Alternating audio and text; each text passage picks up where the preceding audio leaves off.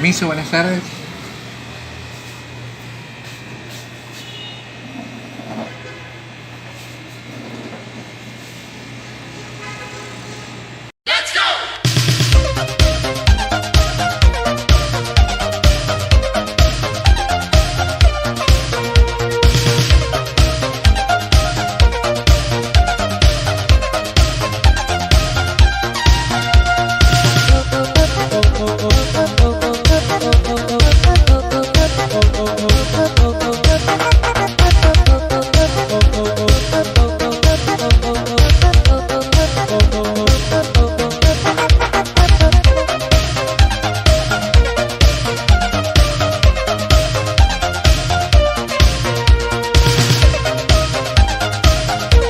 So there we go.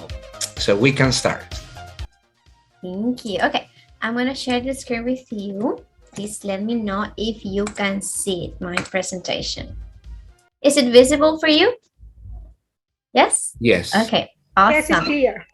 Thank you so much. Okay, as Andresito said in the introduction, yes, this is the name of my presentation, but I wanted to be more specific. I wanted to share with you today 5 tricks that we can use to enhance our the fluency in our learners and our students, basically. Okay, I am Rafaela Vinueza, and I hope you find this information useful.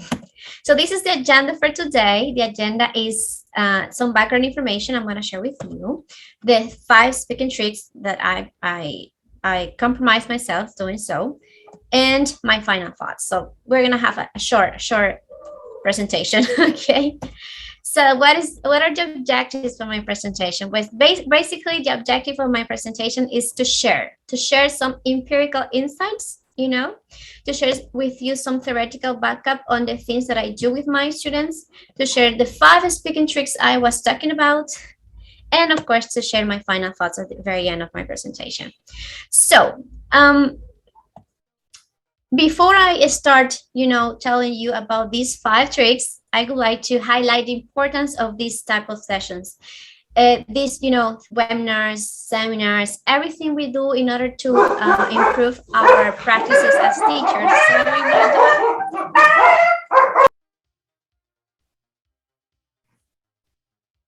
So I don't know if you can still hear me, or do you think my dogs are interrupting too much? I think we can hear you, Rafaela. Okay, give me a minute. I'm so sorry. We are chasing a cat. Give me a minute, please. I'm sorry, if you don't mind. Don't kill them, please. Patient.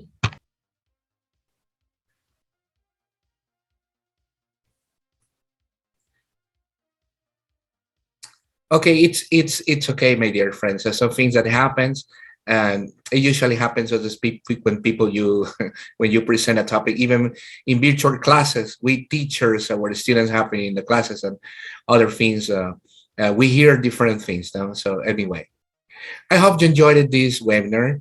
Let me tell you, where are you from? I send my greetings, people from Peru. Benjamin, I think he says from Peru. Okay, another Eduardo Grajeda. Hello, Eduardo from Bolivia. And my friends from Ecuador, obviously.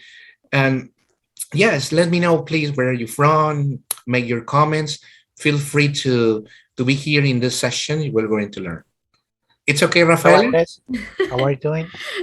Hi, nice to meet you. I'm sorry. Okay, I'm back. Stay for the bell. Don't worry. Okay. So I was saying, I wanted to highlight the importance of this type of event. Thank you so much, Andres, because these opportunities as webinars, seminars, and everything that is related to our professional development help us to reflect on our own daily practices as teachers. And even though I think we can all benefit from each other on what we are going to share, I think that I am the lucky one here, because this opportunity allows me to think of what I'm doing, think of evaluating if what I'm doing is good, is not that good, or what can I do to improve in the future for my students. So definitely, I really love this opportunity. Thank you so much. And of course, another thing is that I want to promote through this presentation is perspective. Even though some activities I'm going to share with you today, you may be already familiar with, However, I wanted to take a different perspective, maybe see the same activity from a different point of view through other lens that will help you also to give a twist on the things that you do as well in your daily classes. And of course, I would like to provoke insight on you guys, like not only for the speaking activities, for on everything that you do in class. What twists, what changes, what reflections can you get on the things you do as an English teacher every day? Okay, so having said that, I would like to continue with the background information of my presentation. How did I, elaborate my presentation? Well, and I know that you are going to feel very familiarized with the same situation, because this happens to me like all the time. Whenever I meet a person, I have new students, colleagues, family members, and they know that I am an English teacher. They start with the question, what can I do to improve my speaking? Have this happened to you before? Yes, right. Hey, Rafaela, you're an English teacher. Yeah. What can I do to improve my English? What can I do to improve my speaking? What can I do? And so this question has been very repetitive throughout my entire career as an English teacher. And sometimes I have seen myself like saying, well, you should take, formal classes, but at the same time, it's not like realistic for them to take some classes, formal classes in formal institutions. But there are some things that even though they are not in receiving formal classes, they can do it by their own. And also we can do this as teachers. Now that we are, in virtual classes, we can also implement this with our students. So basically, my presentation is to answer this question. Hey, what can I do to improve my speaking? Okay, so here are the things that you can do to improve your speaking. Okay, so let me continue. But the topic of my presentation was how to enhance fluency, right? So I would like to start with some, theoretical backup on this. What is fluency? What's the meaning of fluency? Well, I was doing some research on the definition of this.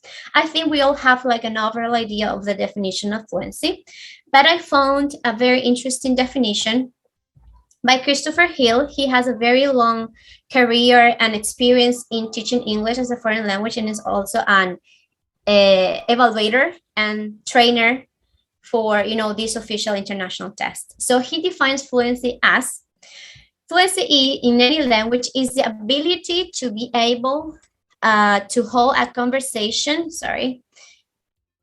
I cannot say which confidence to use the correct words and combinations accurately, and to do it with ease and confidence. And I want you to focus on these words that the author has repeated. Basically, the word confidence, he has repeated this word 2 times, and he has refers to the word fluency as an ability. So for me, throughout my entire years as a teacher and as an English learner, because English is not my first language, okay? So basically, fluency is having the ability of confidence, right? Confidence is kind of a synonym of fluency for me. So that's what my interpretation throughout my entire career and as a learner as well. And there are 2 important elements that we need to consider when we talk about fluency and confidence. In order to have confidence, we have to possess 2 things. Source, in the terms of learning a language, means to have or possess this, a wide range of lexical, grammatical structures or fragments or patterns that we can use to express ourselves, right? And the tools. For me, my interpretation of tool as an English learner and as a teacher is anything that we use to express. For example, the lips, our tongues, our mouth, our facial expressions, our vocal cords, our body language, everything that we use in order to express ourselves, right? Now, I would like also to identify or mention the meaning of confidence in terms of learning a language. Confidence is the quality of being certain of ideas and resources. In terms of learning a language, means confidence is being sure of what you know in the other language, of course, and being certain of the tools you are going to use to express yourself, right? So that is for me confidence in terms, or in the from the point of view as a language English learner, right? Okay, having said that, I would like to continue with answering this question. How do we build confidence when learning a language? As I mentioned at the beginning, through the definition of Christopher Hill, he said that basically fluency is kind of the skill of confidence. So how do we build confidence? Since confidence is a skill, for me, this is my opinion, I think that confidence is not a skill we are born with, but it's something that we need to develop throughout our lives, right? So we need to construct it step by step, day after day, right? And as you know, every skill, not only in terms of learning a language, any skill in general, it's the construction of the after the repetition of some steps, and those steps build habits, and habits build skills, and confidence is a skill that needs to be built by habits. So, and for this, we need to be honest with ourselves, and we need to be honest with our students, because sometimes they ask this question, hey, what do you recommend in order to improve my speaking? What do you recommend to speak better? There is not a magical tool, a magical app, a magical movie or book or anything that they can use in order to improve their language, but there is something that they need to know and that they need to do, is to repeat it day after day, week after week, month after month. So basically the trick in developing confidence and after that, as a result, the fluency, is the repetition of the same step every single day. So that is a trick here. There is a trick.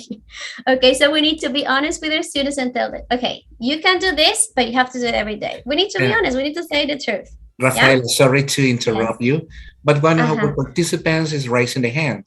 I don't know if Oh, Eduardo would like to ask a question. Eduardo, are you raising your hand?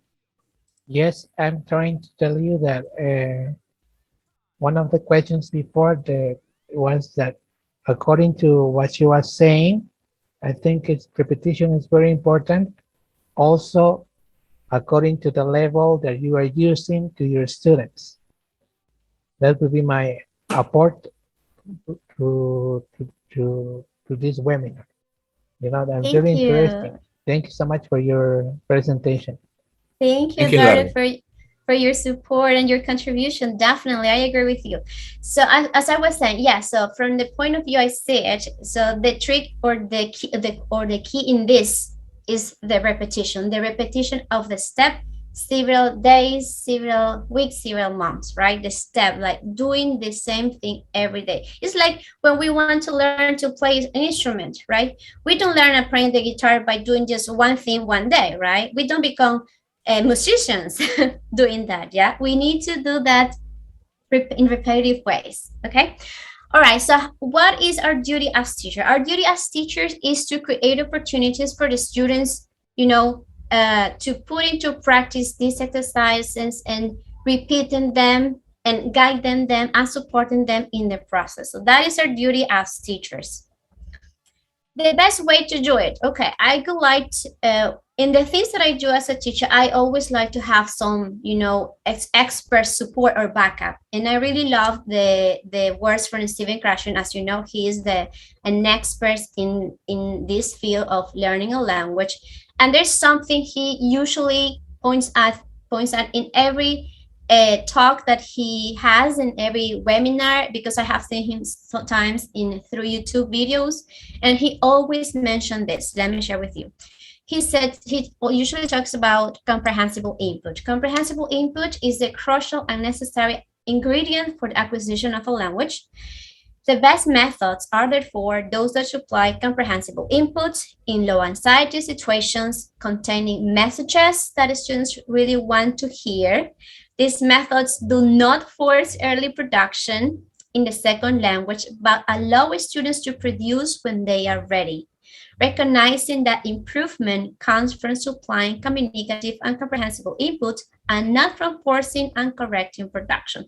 So having this principle in mind, is the way I search and do some of the activities with my students. So focus on the important things that Stephen Krashen highlights: comprehensible input, interesting messages, low anxiety. They produce when they are ready, and we do not correct, right? Or we don't force them, something like that. Okay, so who are these tricks for? Let me tell you. In my experience as a learner, also because apart from being a teacher, I was first a learner, I think that this type of activities is for everybody. Any type of learner that really wants to improve in their skill. Because if they really have the intention, they will get it. So for me, it's for any type of learner. Whenever they have the discipline and the attitude to become better in that skill, right? Okay, so I would like to share here my trick number one.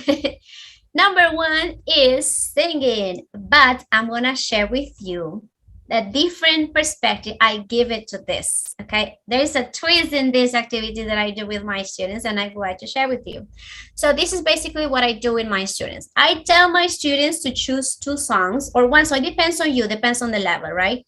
I ask them to choose 2 songs they would like to learn in English, of course, and they have to do it individually. So every student have a different type of preference in songs, right? And then I ask them to practice during the week. You know, they have to listen it every day, sing it out loud, repeat it. You know, they need to like model the artist, the singer. And then what I do with my students is to send them, I ask them, of course, I ask them to send me a voice message with them singing this song out loud, maybe just a stanza or just the chorus of the song, okay? And I'm gonna share with you why this is beneficial. This is the way I do it with my students. Why this is beneficial? First, because it avoids judgment from others. Since they are doing it privately, they are just sending the voice message to me, okay? They are not exposed to the whole group opinion. So, of course, we want them to have their affective filter low, and definitely this is an opportunity to keep their anxiety low and do it on their own, right? Another benefit I found with this is that we bond with the students, because as you know, it's not very usual, you know, to record a voice message thinking la la la la la and then send it to the teacher. It's not very common, right? You only do it maybe with your girlfriend, with your boyfriend, or if you're inspired. It's not very common.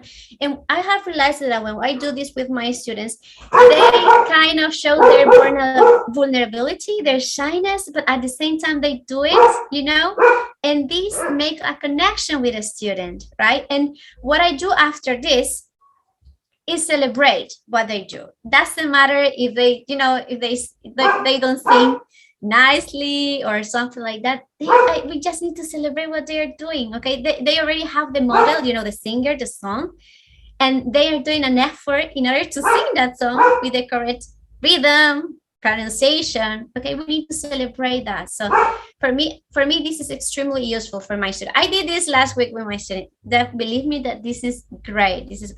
Another benefit that I have found by doing this activity is that it liberates them from self-prejudice about pronunciation or vocal talents. So they are not judging themselves of not, you know, sounding like a singer or pronunciation, because if they are singing, they don't have to worry for pronunciation because they want to sing.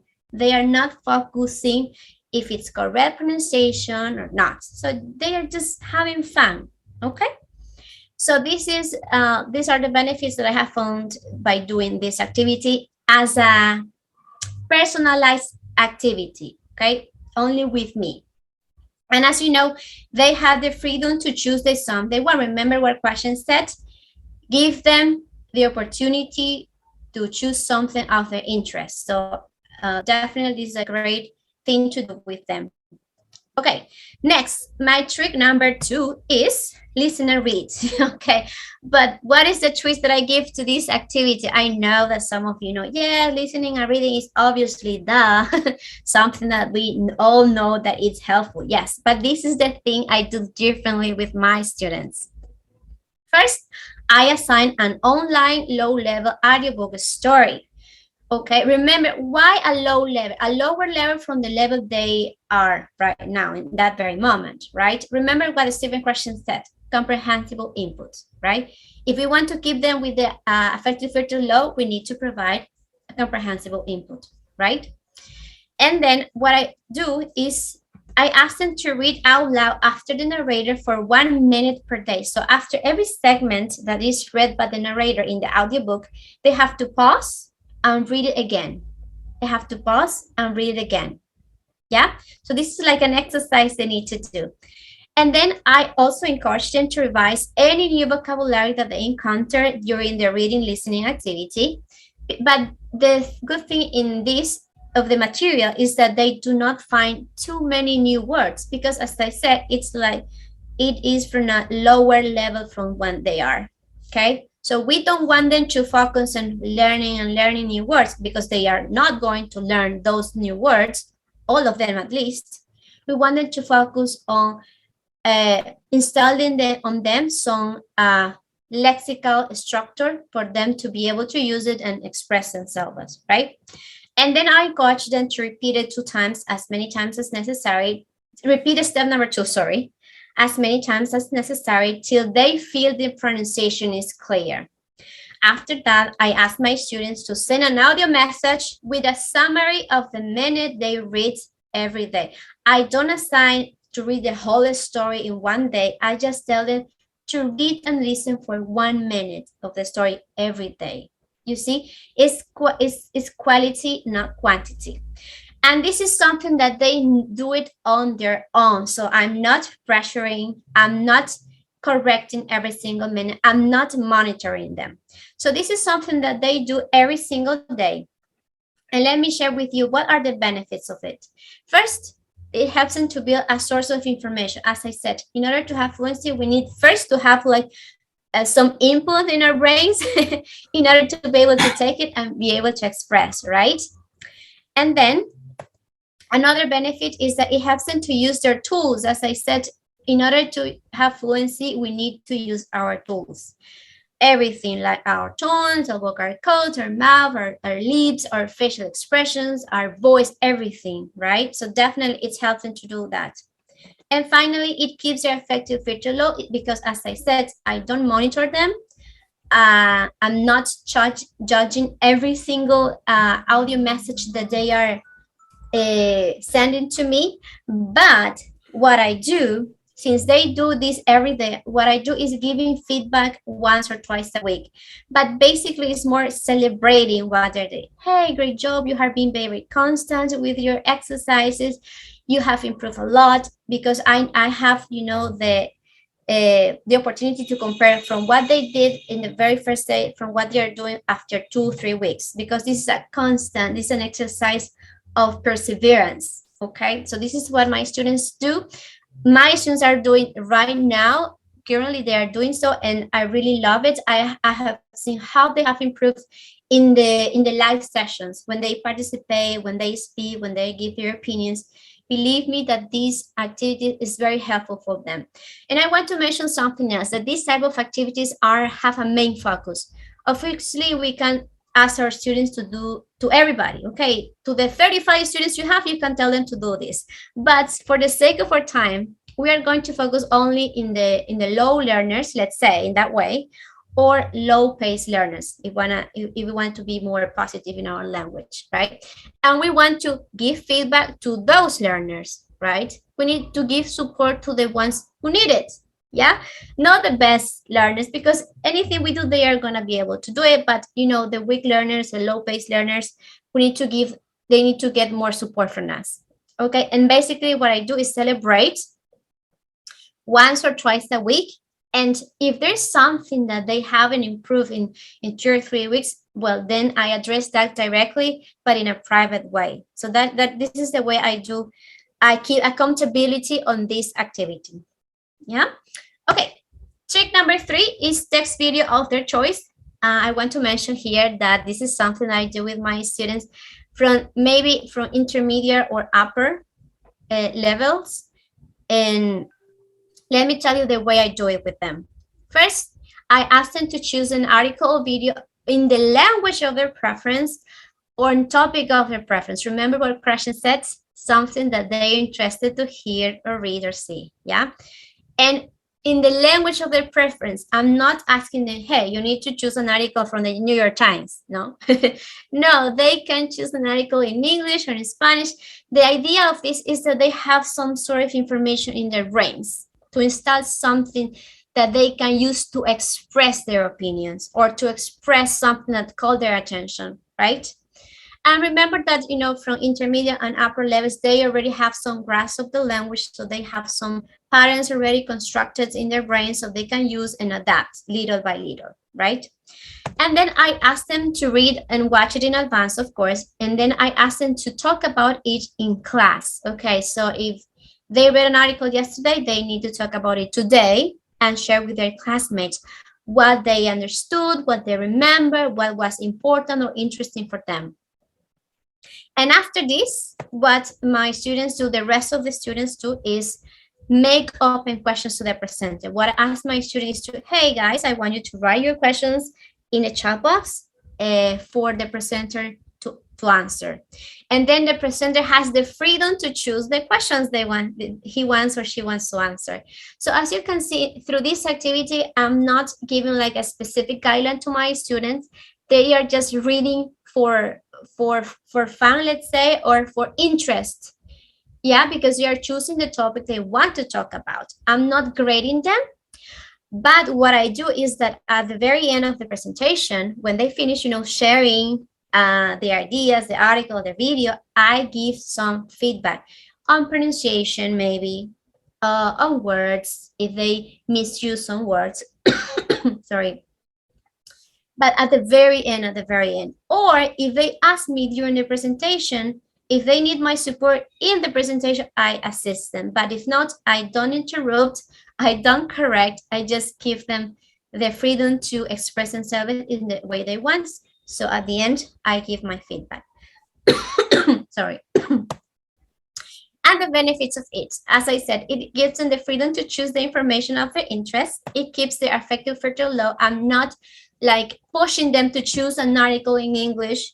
Articles in a newspaper in English are from a very high level, right? Are advanced sometimes. So I'm not asking them to choose that specifically. I just want them to have some sort of information in their brains, some kind of opinion to construct already, so that they can express. No more. I don't want to force on them in using the language that they don't even know yet.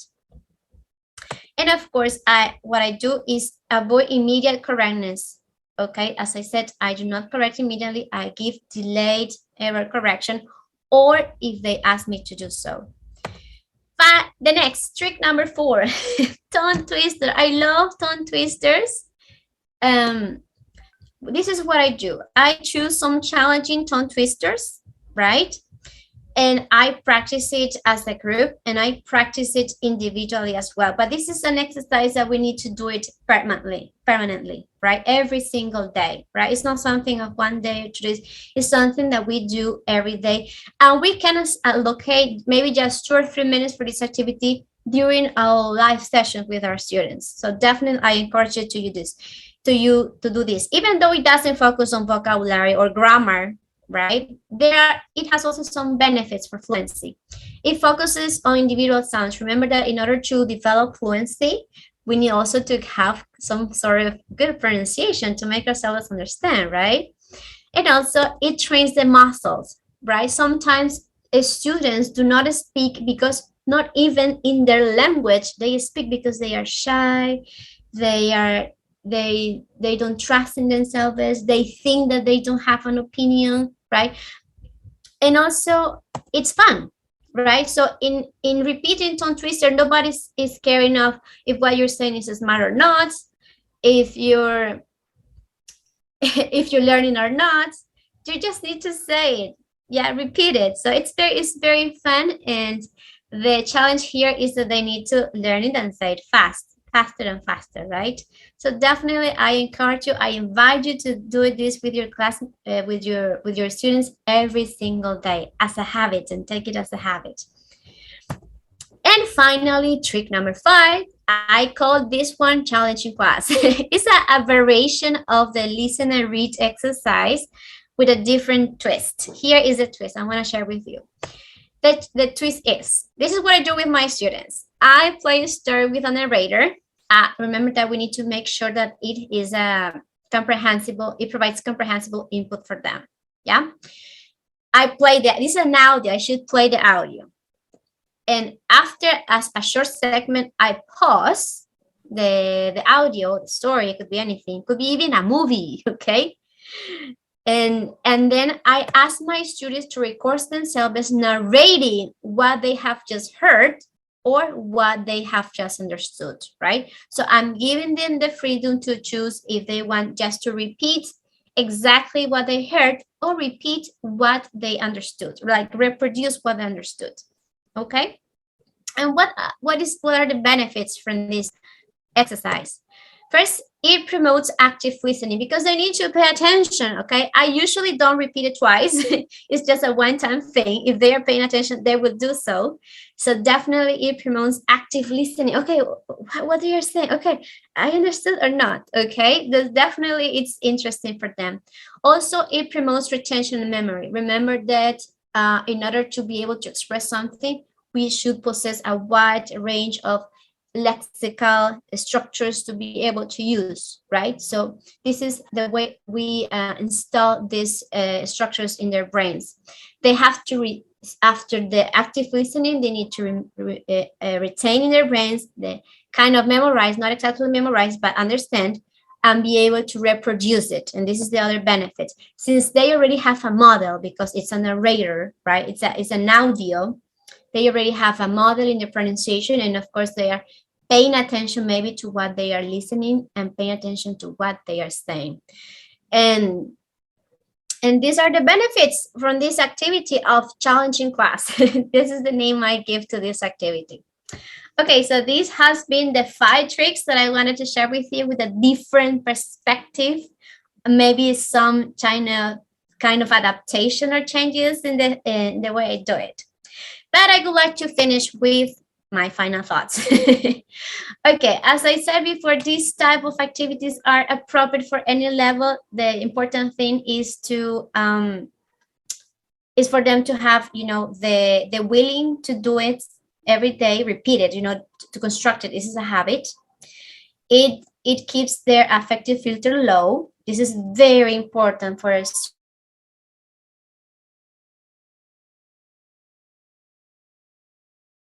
Every single thing they do to improve their language. And of course, remember that we have to give feedback whenever it's necessary. It's not necessary, we don't need to do so. But if we don't give feedback, we can celebrate with them. Okay? And these are the links that you might find useful. Here on the left, you will find some channels on YouTube where you find audiobooks with scripts and stories graded according to the level of the students. On the right, you will find some websites for you to find tongue twisters for different levels and different students. And that's it. Thank you very much. I hope you may have find useful this information and maybe provoke in you some insight or reflection on the things you do. Thank you. Okay, thank you so much. Okay, Rafael, I'm very impressed about your presentation. It was very, very interesting. So I congratulate you because in the way that you present the information and also the support you explain about Stephen Krashen's theory, that which is very important for English learners. Okay, and the evidence is that we still we use those. The theory, so that the theory is not old-fashioned. We still use it, especially for developing speaking skills, as you mentioned. So, dear teachers, if you have any questions in this moment, you can unmute and you can ask questions. Okay, you can use your microphone, or if you prefer, you you rather texting in the chat box.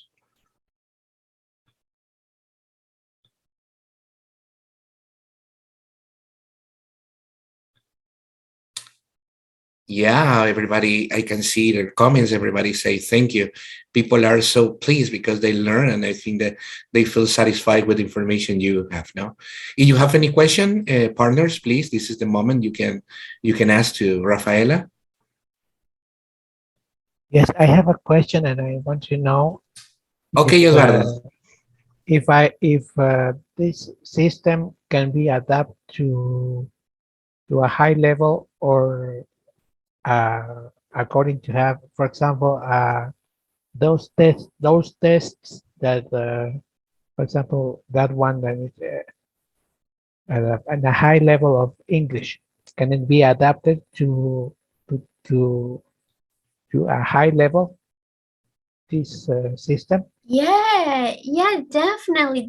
Actually, for higher level, there are more challenging steps that we can take by doing this exercise. There is one that I haven't implemented yet because I haven't had these, high levels students nowadays. But for example, let me give you an example of an adaptation. What you can do for higher levels, you can use a movie. You can use a movie and just show them, the essence, your favorite maybe essence of the movie, and ask your students to reproduce the essence maybe with another student. Remember, they are actors. What they can do is just to reproduce the essence. Yeah, so this is something they can do. I really find it very, very fun, but sometimes movies are, for higher levels, but definitely, yes, you can adapt it for higher levels. Yes, it depends also on the material, right? Could be a movie from children, could be a movie, a historical movie, a documentary. It depends on the material. So you can do the same for any type of learning. It depends also on the material that you choose. But definitely, yes, for me, I think it's appropriate for any type of learner, as I said during the presentation. Yes, excellent question. Thank you, Eduardo. Yes. Thank you very much for your presentation. It's very useful. Thank you so Thank much. you. I'm glad you find it useful and interesting. Thank you. Thank you, Eduardo. Okay, I'm reading some comments. Benjamin, okay, thank you, Benjamin from Peru. Yeah, Benjamin, congratulations. Thank you for the webinar. Yes, thank you, Benjamin. We agree with that. No. Okay, partners. Any other question you have? Only I want to share with Rafaela. I love your treats, and I want to congratulate you for sharing us your knowledge and your experience. Thank you so much. My pleasure. Thank you for the opportunity. I'm so honored and pleased. Thank you. Thank you, Ms. Glenlis, for your comment. Yeah, Rafaela, let me tell you that it is very interesting what you really presented about the comprehensible input, all the tricks. So I see that this is very authentic, because in real classes, in face-to-face and also in virtual classes, sometimes students keep quiet. They don't want to be exposed when, no, speaking is always challenging. No, even they are in a lower level, intermediate, is always challenging. So, but the tricks helps us because it takes topics that the students love doing. So, for example, they can make a choice about the movie they like or the song they love. So, as you said, it's inspiring. No, it helps them. And they don't feel shame because they send you privately to your WhatsApp. They don't believe, oh my goodness, my partners are are bothering me about my pronunciation. Yeah. Exactly. Yes. You have said something important. You have recalled something important, Andres. Yes, definitely. If they want, I keep it private. But if they don't, I also make it public. So it depends also on the students. And this usually works with that kind of the student that is very shy, doesn't speak a lot during classes, and you want them to give them the opportunity to speak. So this is how we bond with them, having in private messages, celebrating privately, or if you have if you can celebrate it in public by doing something amazing as well. But this is definitely something important that we need to keep in mind if we want to bond with them and keep that connection with them. Yeah. Okay, Rafaela, here we have two participations. Benjamin, would you like to ask something? Yes, thank you. Thank you, Mister. I want to congratulate again to Miss Rafaela. This Thank you, was, Benjamin. yes, this webinar was very interesting. And I know that this information is going to be very useful for us in our classes. I want to ask you if you have a group, maybe, or a web page where we can get some information or so much information about your tricks. Oh, Do you have wow. a group or do you have a Oh. web page about No, this I information? don't. No, but I can share my presentation with you if you want. Oh, yes. Yes, Oh, if Andresito allows me, I will share with you the links. Yes, And of I hope course. you find it useful. Okay, sure, definitely. okay. Yeah, Yes, it's a that's the good purpose. information for us. Yes. Yeah, I'm glad you find it useful, and I would like you to send me your experience. Share with us, with everybody, your experience with this. Okay, here I'm gonna share with you my presentation. It's open for everybody, available for everybody. Okay, check the chat box, please, dear partners. Rafaela has already shared with you, in the Google Doc, no? So you can see the Okay. presentation, yeah. In the Google Slides, yeah. Yeah, thank you, Maria. So Thank you. yeah, keep in mind. Yes, definitely. That's the purpose of the presentation, to share and exchange information that we may think it's valuable for all of us, right, Andresito? That's why you create this type of webinars, right? Yeah, Rafaela. So it's a pleasure. It's a pleasure. These webinars, I remember in the first year when we were almost finishing the first year, you came in that presentation. But now you are on the first stage because you are the first presenter, the first speaker this new year. Yes, I'm opening the Andresito's event. And that's an honor for me. Thank you so much. And I'm glad you find it useful and interesting. Thank you. Okay, dear partners. Well, I send my greetings, and I say thank you so much for your participation and your contribution in this interesting webinar. Okay, so Rafaela kindly shared with us in the chat box now the information she shared with us, so you can read it and put in practice in your class now to improve your teaching skills. Let me tell you that I will possibly invite you for the next webinar. The next webinar will be in this month, but at the end of the month in January 30. So I will let you know in the WhatsApp groups. I will let you know for the invitation so you can come with us, okay? So the time, is about Lima, Ecuador, Peru, Bolivia time is just 1 hour more, no? So I'm from other countries.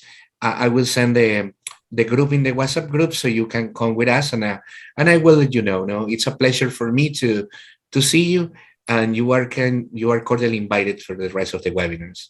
Thank you so much, and let me invite you for the last picture. Okay, I would like to take a picture of you. So please, my dear, open your cameras. Don't sleep, please.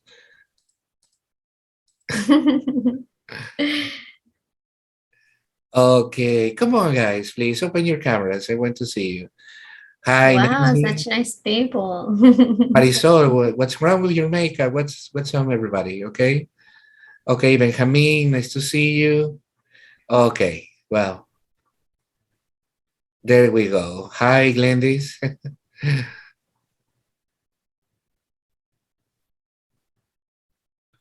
Okay, Okay, we say fluency. One, Tricks. 2, 3. Tricks. Okay, now we have the picture. Okay, Awesome. thank you so much and have a very nice Saturday. See you next time. Thank Goodbye. you. Thank you. Happy New Year. Bye. Thank you, Andres. Happy New Year. Bye. Thank you so My much. pleasure. Bye, everybody. Thank you Take so care. much. Goodbye. Yeah. Bye. Goodbye, everybody. Thank you. Thank you.